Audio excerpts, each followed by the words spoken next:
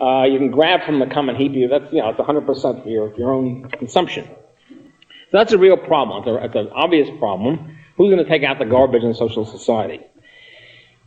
There's a couple of little examples of this I can mention. So interesting. When the United States was founded, when North America was founded, the first two colonies were Plymouth Rock in Massachusetts and the Jamestown colony in Virginia. Both of them engaged immediately in communism.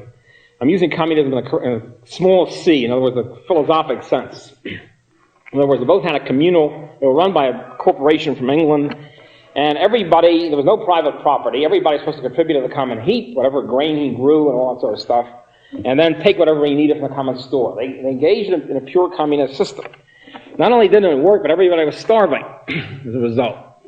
And the thing is, it didn't work even though everybody knew they were starving. First of all, there weren't 200 million people in Jamestown. There were only a couple of thousand. It still didn't work. In other words, even though everybody knew in their gut they didn't produce more wheat, they'd starve, everybody knew in his heart, despite all the exhortations by the head of the colony, all the moral injunctions, they knew what each person knew in their heart. I mean, if I work 20 hours a day, it's not going to contribute much to the common heap. So what the hell with it? But if I grab from the common heap, it contributes a lot to me. So the result is nobody worked much and everybody grabbed. The result, no more wheat left. Okay.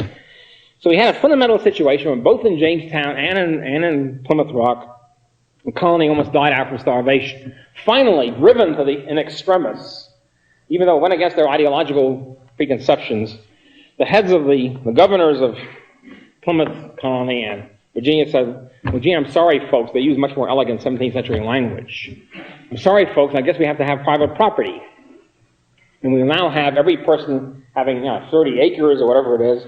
Each person will get whatever he grows.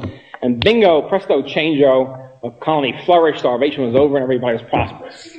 Now this made a tremendous impact, a sort of a practical impact on the American colonists, because they saw right away communism leads to starvation, and private property leads to prosperity. It was a very simple sort of a control.